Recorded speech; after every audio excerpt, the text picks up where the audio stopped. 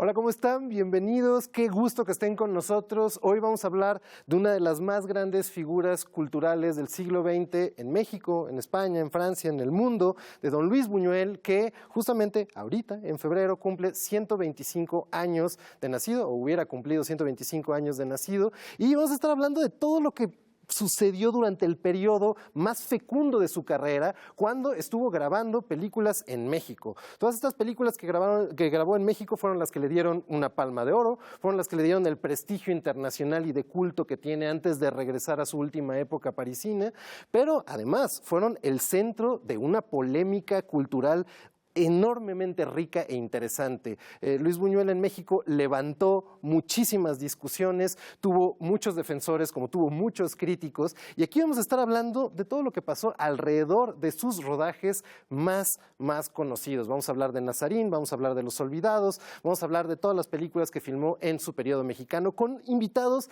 que conocieron a personas que estuvieron en estos rodajes, que nos van a contar todos los chismes de allá adentro, todas las cosas de cómo se filmaba un rodaje de Buñuel, un rodaje de Buñuel con Figueroa, un rodaje de Buñuel con Paco Rabanne, con Silvia Pinal, con Pilar Pellicer. Va a estar muy interesante. Por favor, quédense con nosotros.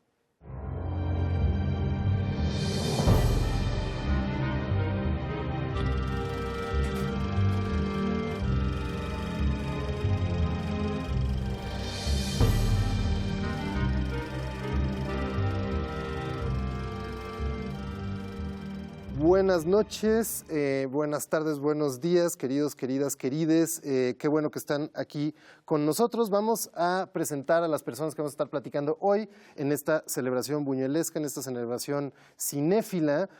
Primero que nada, tengo aquí a mi izquierda una persona que no necesita presentación, Guadalupe Ferrer. Fue directora de la Cineteca Nacional, fue directora de TV UNAM, fue directora de promoción cultural en el IMCINE, ¿no? Cinematográfica en el IMCINE.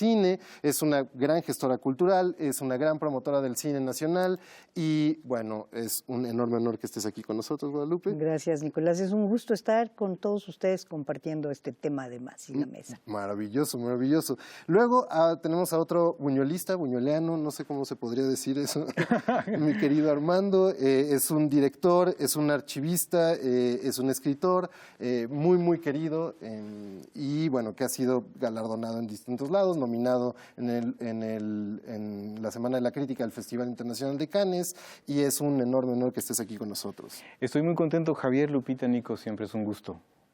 Y bueno, también tenemos nuestro invitado internacional directamente desde Aragón, desde Calanda, Javier Espada, documentalista, es el director del Festival Internacional de Cine de Calanda, que justamente ahorita en este febrero, cuando Buñuel cumpliría 125 años, está cumpliendo 25 años el festival y nada, es hermoso tenerte aquí y va a ser hermoso platicar contigo de tan bello tema.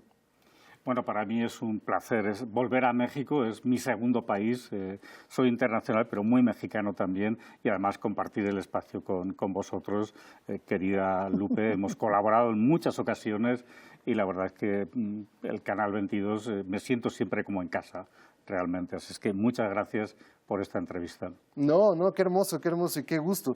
Y pues creo que justamente podríamos empezar por ahí, podríamos detonar como esta conversación en tus documentales, en tu trabajo, y en particular sobre estas rutas que has trazado alrededor de la filmografía de Buñuel en México. Esta parte de la filmografía de Buñuel, que digamos es la parte central más importante, pero que también has buscado por ahí los desplazamientos de Buñuel en el país, ¿no? De subir al cielo. Me has contado que también trazaste como esta ruta de la Costa Chica, de las chilenas, de las sanmarqueñas y también en particular, por ejemplo, en Trasnazarín, que buscaste los fotogramas de las películas de Buñuel y también las fotografías de Buñuel, las fotografías de Manuel Álvarez Bravo, alrededor de todos estos sitios que fue buscando para hacer esa enorme película entre la Ciudad de México y Morelos. Nada, ¿nos podrías contar un poco de cómo fue este encuentro con las fotografías de Buñuel, con esta búsqueda de scouting tan particular? El encuentro fue en una caja de zapatos, literalmente,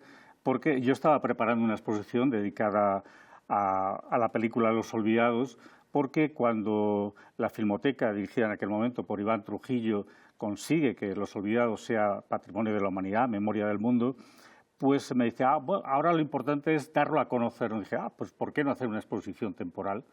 Y esa exposición temporal viajó por muchos lugares y también me trajo a México por primera vez. Y preparándola, investigando en el legado Buñuel de Filmoteca Española, que es donde está conservado, pues apareció una caja de zapatos y había como 900 fotografías dentro, que nadie sabía nada de esa caja de zapatos, no estaba inventariada. La familia, cuando se vendió este fondo, regaló muchas cosas y allí estaba esa caja con las fotografías que, gracias a que en algunas aparecía Juan Luis Buñuel, saqué unas fotocopias y un viaje que hice a París le pregunté y dijo, sí, son las fotos que hacía mi padre con la Leica. ¿Cómo? Sí, o sea, digo, pero tu padre iba a localizar los exteriores. Sí, sí, claro, no tenía dinero. Y él hacía el scouting, que es la palabra técnica, sí, sí. O sea, él buscaba los exteriores donde iba a rodar sus películas.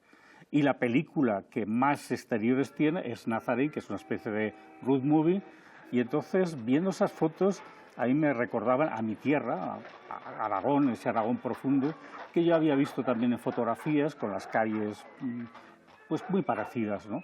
Y entonces dije, bueno, y armé una Biblia con todas esas fotografías de la película Nazarín y con un equipo nos fuimos a ver qué encontrábamos. Y lo encontramos todo y lo grabamos todo y de ahí salió el documental. Fue muy fácil, la verdad es que aparcar el coche en un pueblo, en una calle, avanzabas unos metros y de repente había un arco roto y dices, la calle por donde una niña va arrastrando una sábana para simbolizar la peste.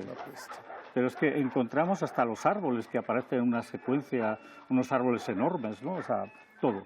Sí. La verdad es que fue una maravilla y también poder entrevistar a López Tarso, en fin, a Pilar Pellicer, a muchos actores que habían estado en esa película, ¿no? Para mí fue maravilloso. Sí, claro, que bueno, ahí hizo la entrevista con Silvia Pinal, que no estuvo en esa película, pero de todas maneras tiene mucho que decir, supongo, sobre Luis Buñuel. Bueno, sobre eso justamente, hay algo que me parece interesante en lo que dices, bueno, y dos cosas que aparecen en tu película un poco para seguir esta conversación. Una es lo que dice Raigadas, que hay algo que me parece muy interesante ahí, que habla de una como plastificación del paisaje mexicano, y hay algo muy impresionante entre estas fotografías del scouting y de la filmación de Nazarín y luego los paisajes actuales. Y luego la otra cosa, esta resonancia entre España y México que sucede mucho en Buñuel, no nada más el cristianismo, pero por ahí de repente en tu película sale una tambora que recuerda a los tambores de Calanda, ¿no? Y ese enorme final con Paco ahí, con su piña. Entonces, pues nada, les iba a preguntar tal vez, Guadalupe, si no querías platicarnos un poquito más sobre estos como ambientes y la importancia de estas locaciones para Buñuel y cómo en sus películas siempre se siente que, no sé, que este paisaje esté evocando algo más, no es nada más México y no es exactamente España. Bueno, yo creo que es mucho más experto Javier en la búsqueda de locaciones y contrastar, y la sorpresa de encontrárselas ahí casi iguales. Pero lo que sí creo, o sea, si me preguntas, a mí me gusta especular, no sé en realidad qué pensaba Buñuel, pero tengo la impresión de que lo que él estaba tratando de hacer es buscar dónde estaban estas partes oníricas de esos lugares que le reflejaban cómo describo yo estos sentimientos internos, agarro estas paredes, estos arcos, este simbolismo de la sábana blanca, y yo pienso que es con lo que él se topaba y donde sentía que estaba satisfaciendo esa búsqueda. Entonces, a mí me parece que Buñuel en realidad tiene esta nostalgia de las cosas que tienen que ver con una adolescencia, infancia de España y que le podría recordar ciertos lugares de México, pero en realidad lo que él trae en la cabeza son sus sueños, ¿no? O sea, sí siento que de pronto los cristaliza, porque lo mismo es que pueda sacar el guión de una novela, ¿no? Nazarín, pues, pero de ahí a lo que él imprime, a las angustias de Nazarín, a las mujeres rodeándolo, todo esto, yo creo que supera Pérez Galdós, ¿no? Y sí, o sea, Buñuel le da una vuelta, claro, es una novela de Galdós que transcurre en España, elegir a Paco Rabanne también le viene muy bien porque está ese nexo también con España. Pero Buñuel era muy profesional y se demuestra en el documental, se ve como de repente hay una secuencia que el plano está en un pueblo, en Jonacatepec, y el contraplano está en otro pueblo a 40 kilómetros directamente. O sea, y no era un capricho de Buñuel, era como él tenía la película en la cabeza, ¿no? Y yo creo que eso es muy interesante, ver la forma en que trabajaba tan profesional y cómo esas fotografías forman parte del guión también. O sea, se articula en el guión y eso le permite pues, ese final, que es uno de los finales, yo creo, de los mejores del cine de Buñuel, con, como decías, Paco Rabanne con la piña y de fondo esos tambores de Calanda, ¿no? Es como muy intenso. Sí, que justamente, bueno, te iba a preguntar, Armando, porque a mí me pasa mucho cuando vuelvo a ver las películas de Buñuel y de repente te encuentras estos espacios que me maravillan porque al mismo tiempo son muy familiares porque son desconcertantemente oníricos, por ejemplo, la casa del padre arquitecto en él, ¿no? O las iglesias y ciertos lugares que de repente me resuenan, los campanarios, las calles de pueblos de Morelos, demás, pero al mismo tiempo son familiares y me destantean y son extrañas y reconozco la Ciudad de México de los olvidados y al mismo tiempo siento que es algo muy lejano en muchos sentidos. Nada, quería preguntarte cómo pensabas esto, cómo se apropia los espacios mexicanos Buñuel y como que los entiende muy bien, pero les da un sentido muy propio, ¿no? Sí, yo creo que todo lo que pasa por la mirada, el espacio es algo importante, pero además... Es que no quiero adelantarme tanto, pero creo que Buñuel llega a México en una época muy interesante del país, que es el sexenio de Miguel Alemán Valdés, que es precisamente ese momento histórico después del fin de la Segunda Guerra Mundial, cuando el relato agrario deja de fungir como el ideal del imaginario del mexicano y entonces nos hacemos hacia ese ideal de industrialización y vida urbana, ¿no? Y justo en ese sentido, lo que se empiezan a crear o lo que empieza a pasar en el país es que hay de pronto márgenes, ¿no? Y de pronto son esos márgenes lo que empieza él a mirar. No sé, pienso, por ejemplo, en las locaciones, varias de las locaciones de Archibaldo, Ensayo de un crimen. Están en San Ángel y de pronto, si uno va al Bazar del Sábado, una de las casas que están ahí ahora es una tienda de antigüedades, es en efecto un lugar ahora ya como fuera del tiempo, ¿no? Y por ello como muy extraño a la hora como muy cercano, pero cercano y distinto a la hora de verlo en las películas, ¿no? Sé que estoy un poco divagando, pero así pero empiezo totalmente. A formular yo mis respuestas. No, pero totalmente. O sea, también siento que es eso y que es muy interesante lo que dices, como el reencuentro con estos lugares es bastante estanteante. Y te iba a preguntar eso, para continuar un poco sobre tus documentales, Javier, ¿cómo fue esto de Subida al Cielo?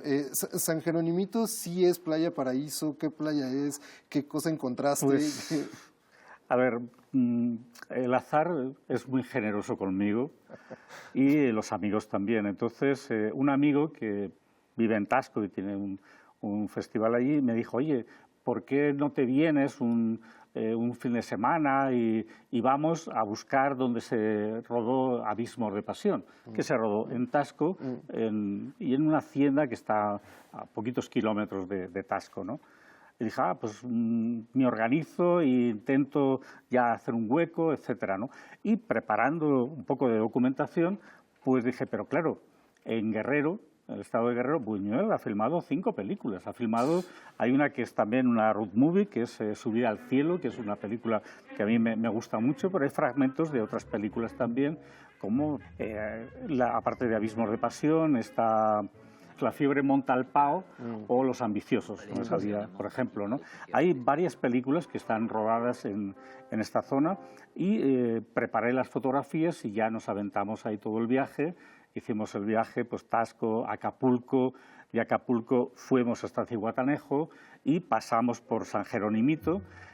No encontraba las fotografías porque luego me enteré que había sido arrasado por un huracán y estaba todo cambiado. Pero curiosamente, cuando llegamos al pueblo, pues había un señor solamente que estaba en una hamaca, allí en su casita tranquilamente, y ahí que fui a molestarle y le pregunto pues, si conocía a Buñuel, que ahí se había hecho una película, y me dijo, claro, Subida al Cielo.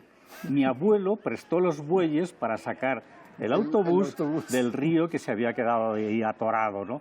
Digo, no me lo puedo creer. Y usted me está contando. Sí, sí, espera un momento. Micro, cámara y ya. Y ya lo cuenta el señor Audomaro y nos cuenta toda esta historia tan divertida y nos llevó hasta por donde pasaba la carretera antes, que era un camino, y como en el río había losas porque no había puente y los coches tenían que cruzar, padear el río. Y entonces, bueno, esto es el azar que va funcionando y así se va construyendo la historia. Pero, por ejemplo, otra anécdota, pues dentro de la película sale un aeródromo militar, entonces sigue estando allí, nos alejamos para tirar un plan desde lejos sin molestar, y al subir aparece una casa que estaba fotografiada por Buñuel. Una casita ahí en medio de palmeras, que yo llevaba la foto, claro, y dije, bueno, esto va a ser imposible, ¿dónde estará ya esta casita? Pues estaba allí. Me han dicho que con el último huracán la casita pues, ha sufrido mucho y ya no se reconoce. Pero bueno, todavía llegué a ese punto, ¿no? Y entonces, pues es un poco el azar y ahí está todo esto filmado y cuando haya un poquito de dinero de producción, pues ya empezaremos la edición y sacar adelante otro proyecto.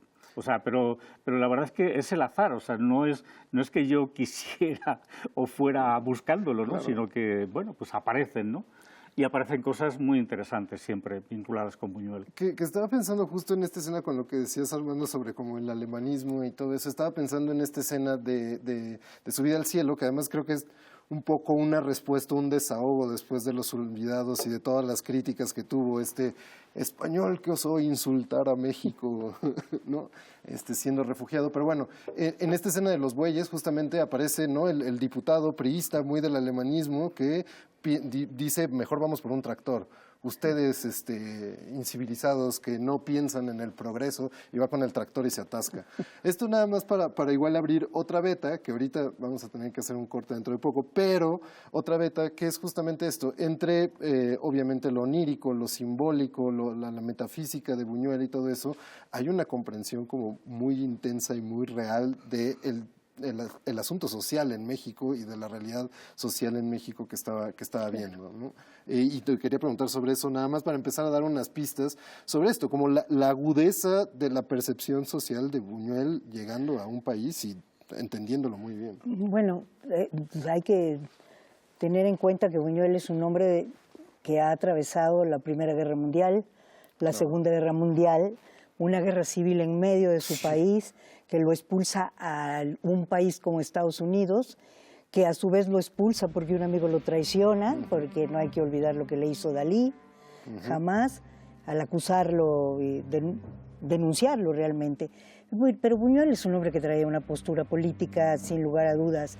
Yo creo que cuando abandona o lo corren o no sé bien del colegio jesuita, ¿no? Y decide optar por toda esta educación laica relacionada con la naturaleza y el arte, y luego la residencia de estudiantes en Madrid, que lo pone al tanto con varios de los pensadores tan importantes de esa época, su noviazgo con una mujer de la generación del 24, ¿no? Que seguramente era brava y tenía... Exactamente. O sea, es un hombre que sabía, que entendía, sí creo que entendía muy bien la condición humana y que además se había arriesgado a buscar en lo más profundo, porque cada vez que Javier dice, es que la encontré por azar, es que lo encontré por azar, es que Buñuel lo que hace reivindicando todo el tiempo es que todo sucede por azar, que es el azar fundamental para la conducción del mundo. Entonces, es un individuo que estaba suficientemente sensible y además duro. Yo creo que él era, no sé, seguro a lo mejor tenía una especie de ternura por ahí en algún lado. Muy en el fondo de ese... No, yo te aseguro que sí que era muy tierno, pero lo disimulaba mucho. Lo disimulaba muy bien. Pero sí tenía esta cosa de que estaba curtido, que no lo doblabas con cualquier cosa. No, por lo pronto no era un sentimental hacia esta visión que proyectaba del mundo, ¿no? Claro. Y yo creo que eso lo posiciona en un lugar en donde no se puede evitar tomarlo en cuenta. Totalmente. O sea, hace rato mencionaban Viridiana. Viridiana es una apuesta en donde uno se sienta y está incómodo toda la película. Toda la película, sí. Porque más allá de que si quiero ver y que si pone la última escena, no es eso. Es que las buenas intenciones están, de buenas intenciones está empedrado el camino al infierno, y es que no es suficiente, y es que los deseos están profundamente ocultos y hay que sacarlos. Y entonces, si el sonambulismo es un conducto, venga, o sea, todo el tiempo te está provocando. Claro. Entonces, ¿pero con qué te está provocando? Con situaciones sociales, ¿no? Sí. Todos los mendigos, regreso a Viridiana, los conflictos que están ahí adentro. ¿Por qué habrías de esperar una cosa distinta? De hombres que no habían tenido nada, que habían perdido todo, que no tenían ninguna esperanza de futuro.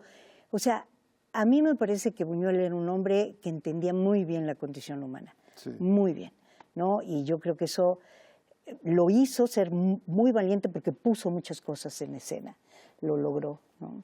Pero sí creo que él decía, todo es suerte, manito, todo es azar. Vamos a tomarnos un momentillo para hacer una pausa y ahorita regresamos justamente sobre este tema, sobre el no sentimentalismo de Buñuel, pero también esta cosa que se queda en medio que a mí me parece muy crítica, que no era un optimista, pero también despreciaba un poco a los pesimistas derrotados, ¿no? Ah, no, claro. Entonces, ahorita regresamos, quédense con nosotros, aquí seguimos platicando.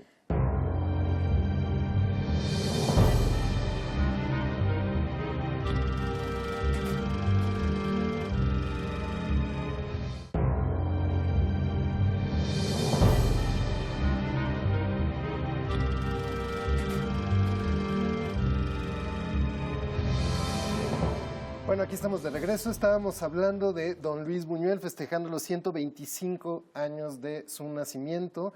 Estoy aquí con Guadalupe Ferrer, con Armando Navarro, con Javier Espada y vamos a seguir platicando un poco. Habíamos dejado antes del corte la idea sobre, pues nada, esta visión tan aguda, tan crítica que tenía Buñuel alrededor de México, pues viniendo después de salir exiliado de España, de pasar un rato en esos bastiones oscuros de California y con un hijo a los 46 años, llegar 19 años después, 17 años después de haber estrenado su primera película, a hacer Gran Casino aquí en México. De todo este periodo de México, de Buñuel, te quería preguntar, Armando, cómo...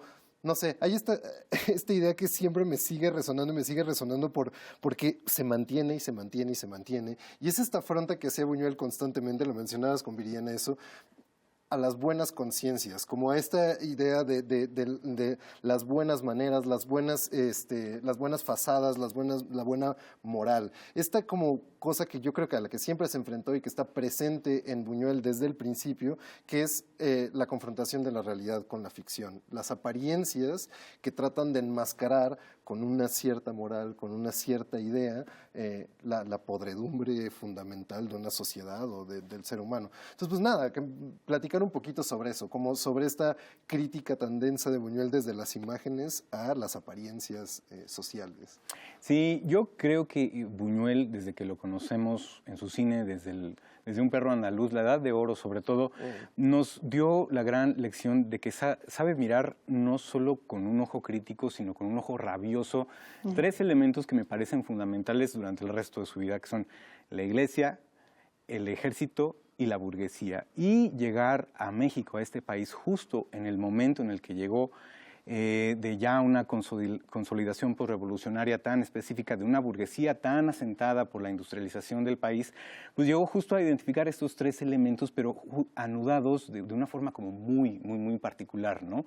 En efecto, hay una crítica a la ilusión, pero también hay un señalamiento a aquello que podemos identificar como la diferencia entre la realidad, la narración de la realidad y además el deseo, más allá de los relatos estatales y de la burguesía y del poder, ¿no? Entonces, creo que en principio podemos empezar por ahí. Sí, claro.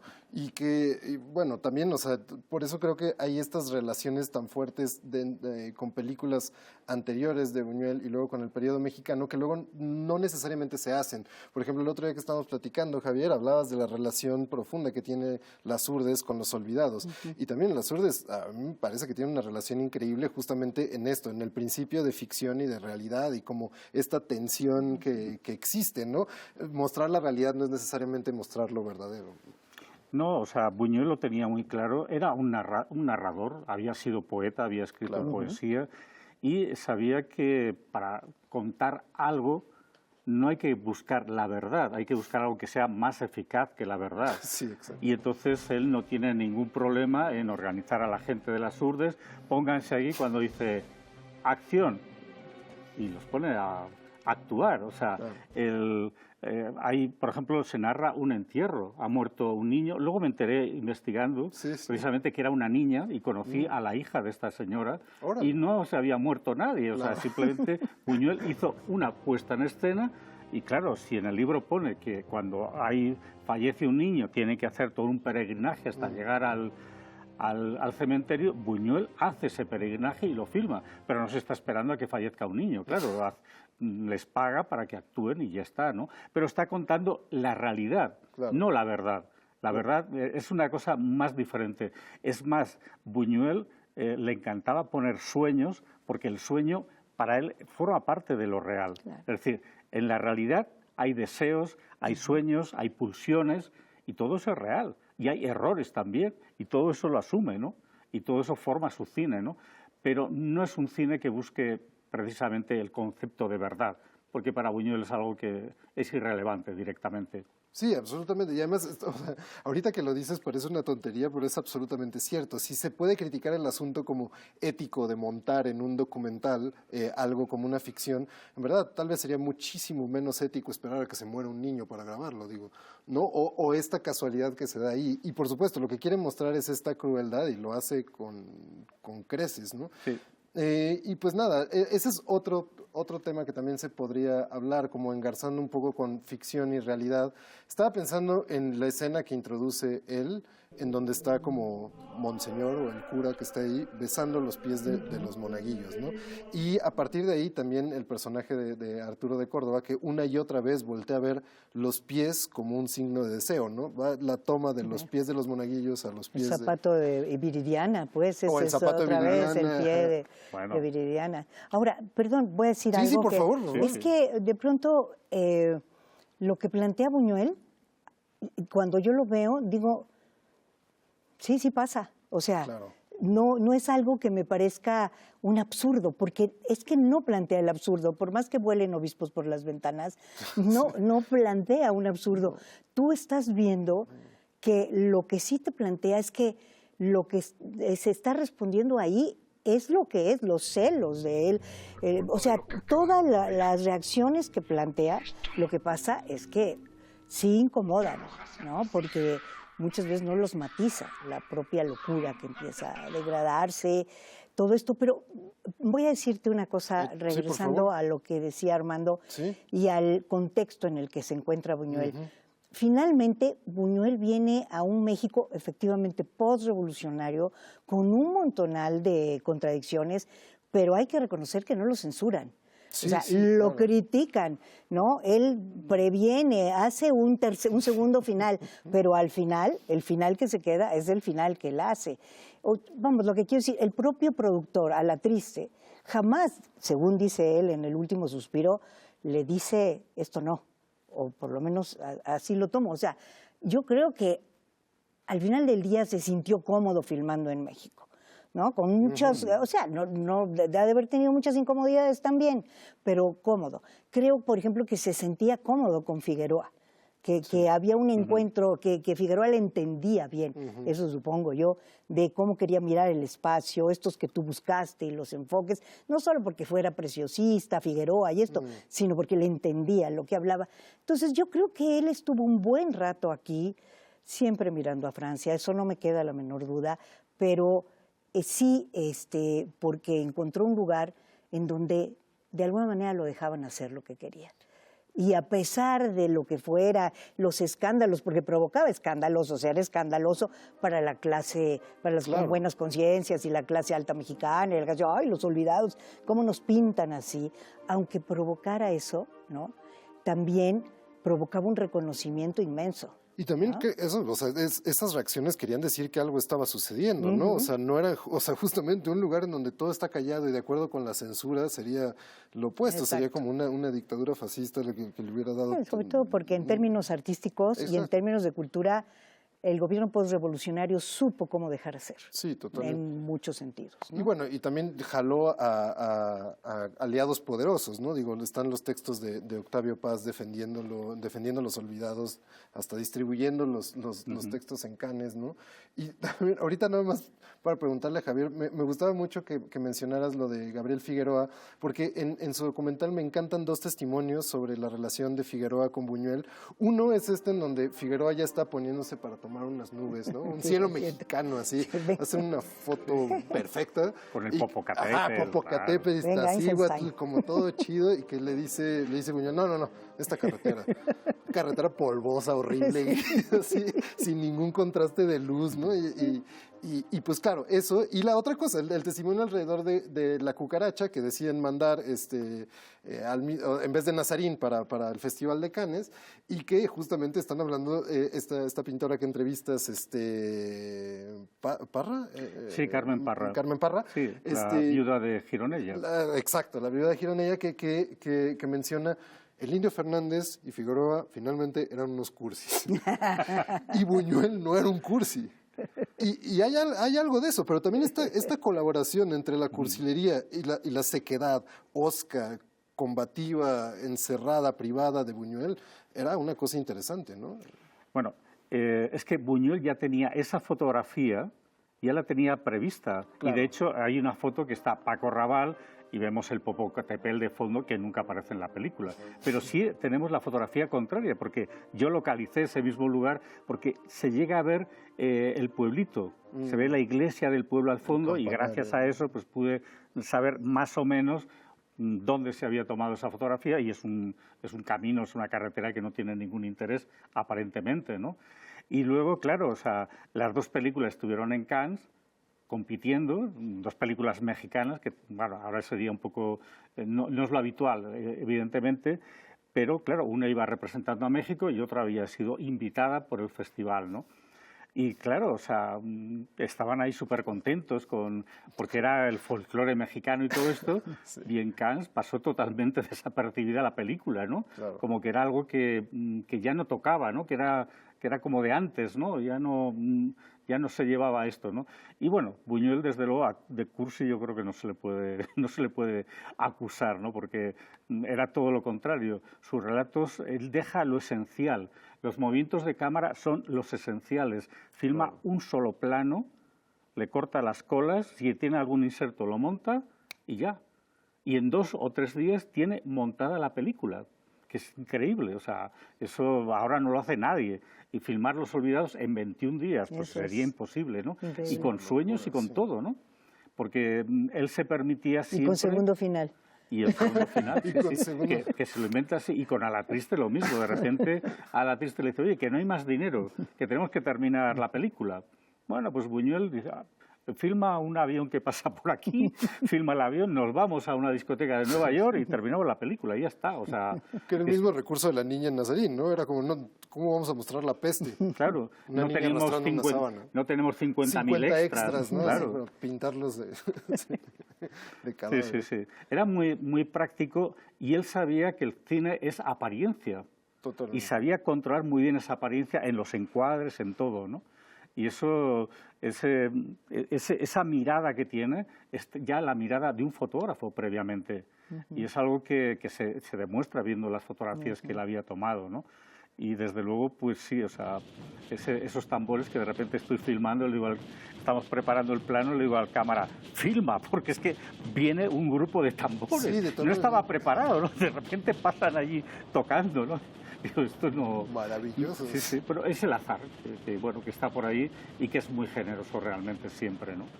También estaba pensando ahorita, nada más para luego engarzar con el siguiente bloque, pero justamente en todo este asunto de la imagen, que me gustaría como platicar alrededor de Buñuel. Digo, aquí está basado en una... Nazarín, estábamos hablando de Nazarín está basado en una novela de Benito Pérez Galdós, y claro, Benito Pérez Galdós es un escritor muy rico en imágenes, muy descriptivo en este sentido de ese realismo decimonónico, ¿no? Tan cargado de descripciones que ponía la jaula para describir al pájaro.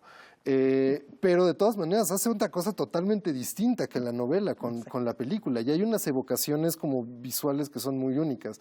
Y nada más para ir empezando como esto, la riqueza de las imágenes de Buñuel, cómo cultiva constantemente, hay imágenes que se repiten durante toda su filmografía, pero que cada vez sorprenden y nada, evocan cosas distintas y logra hacer esta lógica de los sueños de manera muy inesperada y creativa, pues. Sí, justo antes de llegar venía leyendo un ensayo del 30 y algo, es decir, algo de lo primeritito que escribió Buñuel en aquel tomo de obra literaria reunida.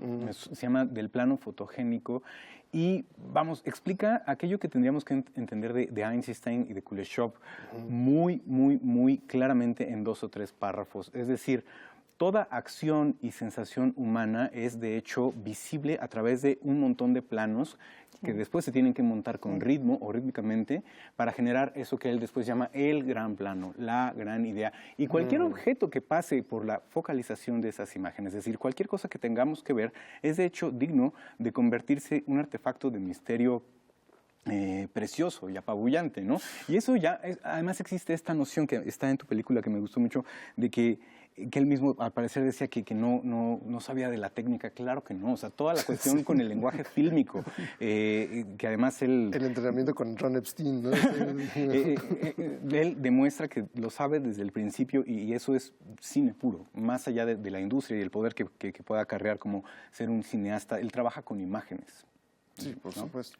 Hay una película que él renegó de ella, que es España leal en armas, porque él dijo que no se podía atribuir una película que estaba hecha con fragmentos que habían sido rodados en el campo de batalla por operadores que se jugaban la vida Claro. para poder filmarlas, ¿no? Pero si ves lo ves que es perfectamente Buñuel, el ritmo que lleva, cómo está montado, o sea, los juegos que hace en el montaje, es Buñuel, es alguien que conocía perfectamente a Eisenstein y a Kuleshov, pero vamos, y está muy clarísimo. Y también en Las Urdes, que Las Urdes la montó él directamente, y con esto de que no tenía moviola y cortaba las tiras con lo que le daba el ancho de los brazos, pues inventó un nuevo sistema, claro, porque tiene casi 300 planos ese documental, que para la época es increíble. Porque además son que 30 minutos o... Sí, no llega. Sí, algo así, ¿no? Ajá. Bueno, y este montaje, por ejemplo, que hace en Viridiana, precioso, del Ángelus, en donde es un recortador, es increíble la obra y todo esto, eso es fantástico. Es fantástico, pero además sus amigos norteamericanos no eran cualquiera. Supongo que tuvieron largas charlas, lo querían, no querían que se fuera, lo despidieron, lo reconocieron. Estamos hablando de Cukor, de muchos de los cineastas importantes de esa época. Estoy segura que no estaba encerrado en el MoMA haciendo cositas, no, estaba... Seguro un par de coñacs y habanos, así. Martinis, exactamente. Pues bueno, vamos a hacer un pequeño cortecillo y regresamos, yo creo que para seguir hablando de esto, de la idea de las imágenes en Buñuel, y aquí estamos, no se vayan, regresamos a esta celebración cinéfila.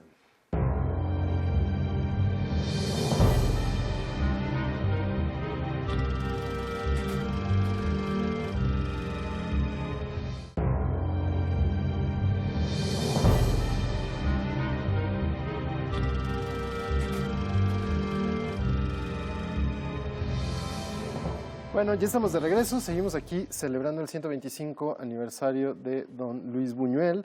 Estabas diciendo, Guadalupe, justamente antes de que nos fuéramos, que justamente Buñuel de repente decía, no soy un técnico, no sé muchas cosas, pero desde la época francesa hasta pasando por todo lo que sucedió en Estados Unidos y demás, pues no tuvo colaboradores menores, no tuvo contactos menores con el mundo del cine, ¿no? Exacto. Y pues nada, o sea, podemos seguir hablando un poco de eso, de cómo la forma de cultivar estas imágenes. No sé, tengo muchos ejemplos en la cabeza, pero está el montaje de Viridiana, también está el momento de desquicie de él en la iglesia, en donde de repente se empiezan a reír todos, o esos extrañísimos contrapicados en la punta de la torre de la iglesia, que también me gustan mucho en él, o bueno, muchísimas imágenes también, por ejemplo, una que estábamos platicando el otro día, un fotograma, bueno, un momento, un plano de Los Olvidados, en donde de repente la cámara panea hacia un gallo. y se detiene en un gallo, ¿no? Y que estábamos hablando, y que nos comentabas algo de ese gallo, porque estábamos hablando si había sido medio accidental, un azar que pasara ese gallo ahí y acabar en medio del plano, que ya nos decías que no. En absoluto, porque además con la magnífica restauración que hizo la Filmoteca de la UNAM, con la Film Foundation de Martin Scorsese, sí, que claro, es quien paga la restauración, pues se ve perfectamente que ese gallo lleva, o gallina, no sé qué es, pero es negro, pues lleva las patas atadas, clavadas en la tierra. Entonces ahí está para que no se mueva y salga perfecto. Sí, sí. Entonces, bueno, ahora la gente cuando verá la película ya estará pendiente de ese momento, que es que justo el momento en el que agreden al ciego y en el que Buñuel quería poner una orquesta con músicos tocando, que no se les oía, además, en ese momento que agreden al ciego. El productor le dijo, no hay dinero para una orquesta, además, si no se va a oír, ¿para qué la queremos? ¿No? Y Buñuel no pudo hacer esa broma, que además es una broma de las que hubieran dado una patada a la historia del cine y hubiera conseguido adelantar muchísimo, evidentemente. Pero bueno, es un momento increíble y la verdad es que esa restauración fue una maravilla. Y para mí, yo le tengo muchísimo cariño a esta película. Mi primer viaje a Cannes tuve la oportunidad de ver la primera restauración que se hizo con Ventana Húmeda y después el Festival de Cannes me invitó a que presentara esta restauración de la película, que para mí fue... En la sala Luis Buñuel. En la sala Luis Buñuel del Festival de Cannes. Que para mí fue maravilloso, evidentemente. No, qué locura. Que justamente, bueno, o sea, como siguiendo en esta idea de la visión, digo, uno de los primeros planos en la carrera como cineasta de Buñuel es el ojo cercenado del perro andaluz y eso, pero desde entonces hay una fijación también con la mirada, ¿no? Cómo se ve, o sea, digo, en películas que podrían parecer mucho más relajadas, ¿no? Fernando Soler, borracho en el Gran Calavera, ¿no?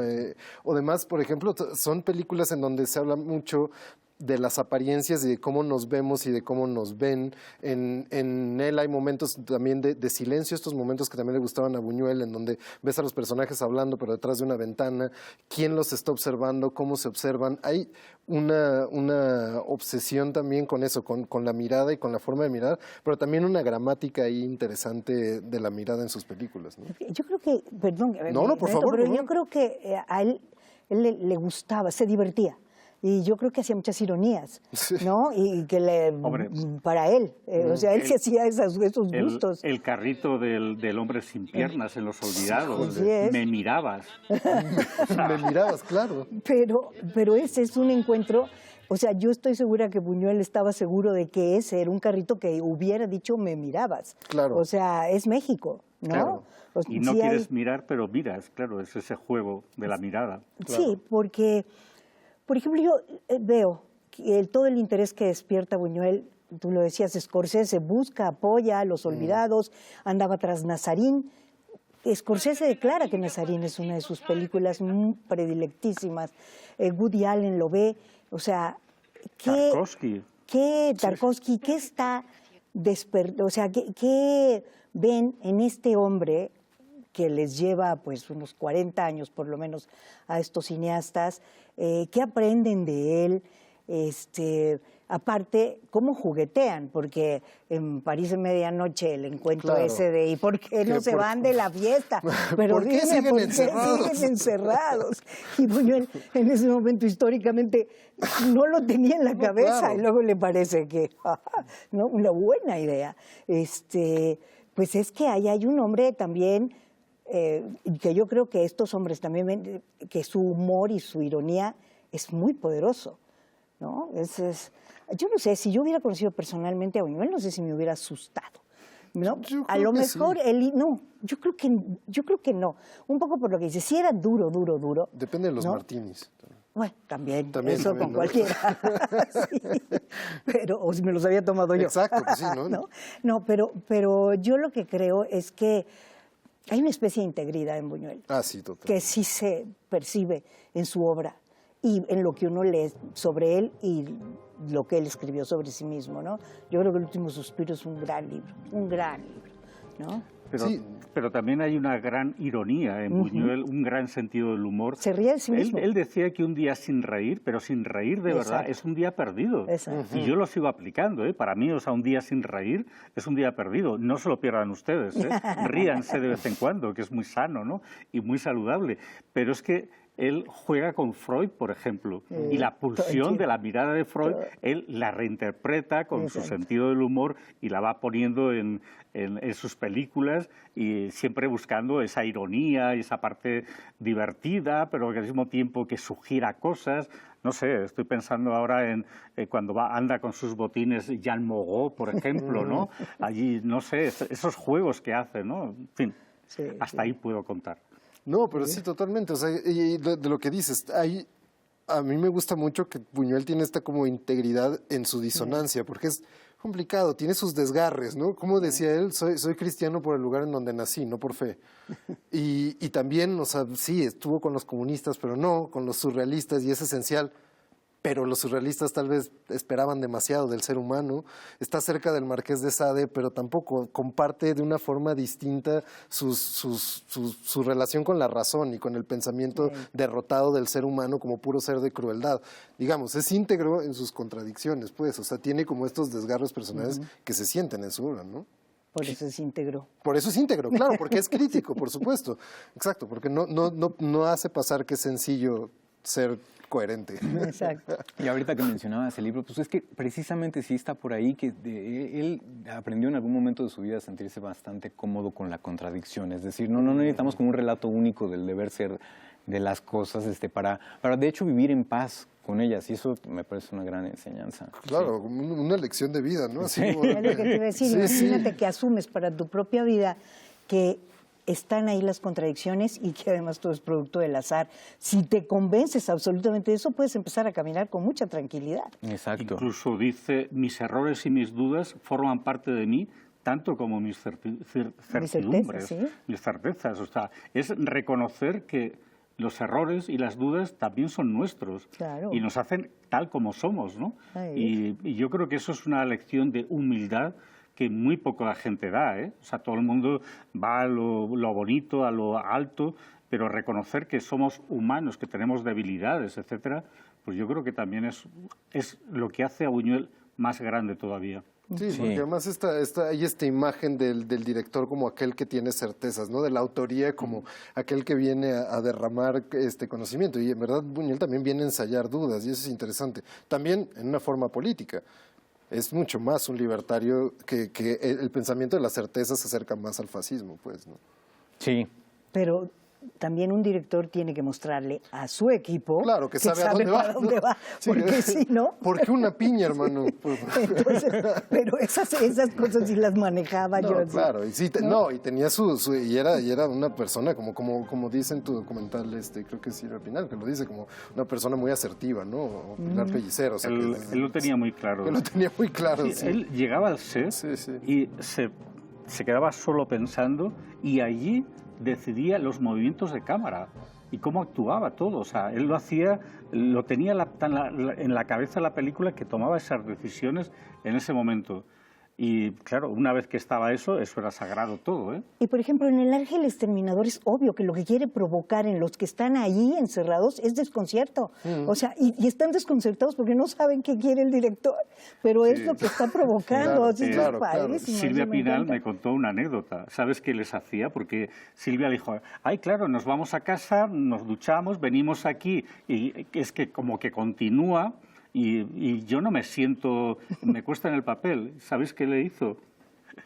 Les embadurnó las manos con miel y les echó tierra para que se les quedara todo pringoso, ¿no? Y es una sensación horrible. Eso me contaba, ¿no? Pero claro, genera incomodidad, ya ¿no? ese punto, ¿no? Ya se sentían sucios, ya se sentían pues con ese punto de... Por cierto, al rodaje acudió Marilyn Monroe. Fíjate, sí, esa era una leyenda, Buñuel. Quiero decir, sí era un tipo observado, claro. y provocaba interés, no solo porque hubiera ganado Cannes o hubiera estado 2 veces tan bien posicionado y siguiera hasta la fecha tan bien posicionado, sino porque sí había propuestas muy provocadoras, sí, ¿no? Muy, muy provocadoras. Y fíjate, yo creo que esas provocaciones de Buñuel siguen vigentes. Que hay muchas que, bueno, que han caído ya y se ven como ya ridículas, como una cosa un poco de niños, pero en cambio Buñuel no, sigue estando vigente. Él iba contra la religión, contra la patria, contra la familia, contra, en fin, contra todo lo que él pensaba que había que ir, y eso sigue estando vigente. O sea, seguimos con unos roles muy establecidos, en fin, yo creo que no ha perdido esa vigencia que pierden otras propuestas, ¿no? Sí, no, además hay como activaciones continuas de formas de poder, o sea, lo que está pasando otra vez en Estados Unidos ahorita, un año de poder de Javier Milei por allá, que además se hacen llamar libertarios. Sí, ¿no? además, bueno, eso además sí enoja particularmente. Exacto, lo maravilloso de su obra es precisamente que puedes volver en ciertos momentos históricos y seguirte sirviendo de ella para entender, y no solo para entender, sino para crear formas de disrupción genuina ante nuevas formas de poder que son aplastantes, me parece. Totalmente. Ahora, o sea, Buñuel sí tiene una relación de mucho compromiso con sus historias. Lo pienso seriamente, porque no es Jodorowsky, o sea, no es el absurdo, no es llevar las cosas al límite, no está... Sí escandaliza, sí empuja, sí, pero de otra manera muy distinta. A pesar de los pesares, me cuesta trabajo pensar que humilla a sus personajes. Es que no lo veo. Aún al tío de Viridiana, volviendo al tema, porque es que es muy paradigmática Viridiana, a todo el conflicto de este hombre, a esos deseos reprimidos, jamás lo humilla. Siente cariño y se siente también un poco reflejado en ese momento en que se viste con la ropa de novia él, que se intenta poner el zapato, digamos un poco llevándoselo a su terreno más íntimo, ¿no? De sus propias obsesiones. Y él siempre hay como una ternura hacia Nazarín, por ejemplo, hacia Viridiana, hacia todos los personajes hay un halo de ternura, hay algo que... El enano galdosiano. Bueno, el enano tiene, esto no, probablemente no lo sabréis, pero él quería que Nazarín fuera un enano. Y quería que fuera un enano antes de pensar en Paco Rabanne, pero claro, imaginaros el enano haciendo de todo el periplo de Nazarín. Hubiera sido una imagen, la neta, maravillosa. Pero fíjate, qué mayor respeto, y lo voy a... O sea, que el que tiene, por ejemplo, por los mendigos de Viridiana, jamás te muestra, hay que tenerles lástima. No, o sea, no, los personajes son así, de carne. Y va a buscar a un mendigo de verdad, y lo pone con los otros para darle esa carga que hablábamos antes de veracidad, ¿no? Y la ropa, lo manda a su equipo que vayan a un basurero, que agarren la ropa, que la desinfecten sin lavarla y que se vistan así. Y esas son las ideas que tenía Buñuel también para dar esa carga de autenticidad, ¿no?, al relato. Claro, se imaginan esas contradicciones de los actores diciendo, quiero trabajar con Buñuel, ay, pero me va a vestir así, qué cosa, han de haber ¿quién sufrido. sabe qué voy a hacer? Sí, pero sí hay una ternura, incluso con los personajes más despreciables, porque yo creo que ahí hay una cuestión como de empatía humana, ¿no?, como de relación con lo humano. No, sí, claro. Yo creo que esto viene quizá a complementar lo que se preguntaba hace un momento sobre lo cursi en Buñuel. Yo creo que sí mira con ternura, una ternura quizá no evidente, pero que es muy palpable. Por ejemplo, en el plano en la que Ojitos está tomando leche directamente de la ubre, o en que la Meche también agarra la leche para ponérsela en la piel. Todo eso es muy no evidentemente dulce. Sí. Pero lo es, ¿no? Sí. O sea, sabes que hay alguien que está mirando con ternura, incluso con cierta dosis de afecto, ¿no? El propio Francisco Galván, que es un ser aberrante, cuando tiene estos momentos de increíble vulnerabilidad, cuando se le pasa el delirio de poder, no puedes detestarlo, me parece. Hay incluso cierta relación como de compasión con él. No sé si me equivoco. No, totalmente, porque él se siente muy identificado. O sea, él de hecho, parodia la casa de su padre, construida en Calanda, una casa modernista, para ponerlo ahí. Y además dice, no, la idea es de mi padre que vino de París y tal y cual. Él se siente muy reflejado. Él decía que él era él. Es decir, que él era celoso y todas estas cosas, ¿no? Sí. Y bueno, tiene un punto así. Yo creo que con quien no siente ternura es con don Carmelo, o sea, con el ciego de los olvidados, que a ese sí que Cierto. parece que no tiene mucha ternura con él, pero con el resto de la gente, de los personajes, porque eso es muy plano. Probablemente en esa película tenía que aparecer el mal y decide que el mal es alguien ciego. Igual que la justicia ciega, Claro. pues en este caso el mal tiene que ser algo ciego y es la representación directamente, ¿no? Pero en sus otros personajes, él siempre ve que hay algo de él en esos personajes, ¿no? Y hay pues esa cierta ternura, ¿no? Sí, claro. Y yo creo que eso hace también como más humano o más, no sé cómo explicarlo muy bien, porque a Buñuel no le gustaría el epíteto de humano para nada, ¿no? Sí. Pero lo hace como más, no sé, más íntimo, nos acerca, ¿no? Porque nos acerca con ese reflejo que él pone en esos personajes, ¿no? Que él se refleja también un poco y se pone como un poco vulnerable, que luego lo niega todo, evidentemente, pero ahí está, ¿no? Con sus dudas y con sus obsesiones y con esos juegos freudianos. Sí, totalmente. Y creo que ahí está como un buen lugar para cerrar nuestra plática. Justo eso, ¿no? Como lo que muestran los ladrones malos a Nazarín, ¿no? Que es, puedo con todo mi gusto y con todo mi amor crístico, puro, no ortodoxo, perdonarlos, pero puedo también nunca dejar de despreciarlos. Entonces puedes despreciar a ciertas personas y vaya que lo hizo en su vida y aún así tener una empatía por la gente. Pues muchísimas gracias por haber compartido este ratito de platicar de Buñuel. Hay muchísimas cosas que seguir platicando, podríamos estar varias horas aquí. Por favor, vean los documentales de Javier. Ahorita va a salir uno nuevo, si no es que ya salió. Y poco a poco, y pues nada, cualquier cosa, también ahí están las películas de Buñuel, encuéntrenlas, véanlas y disfruten también sus fotografías, que son una cosa maravillosa, y sus escritos, y pues muchas gracias, Guadalupe. No, gracias, Nicolás, gracias, Javier, qué gusto encontrarnos aquí, Armando. Gracias a todos. Qué bueno. Un placer, como siempre. Muchas gracias, y pues nos estamos viendo, que tengan buena tarde, buen día, buena noche.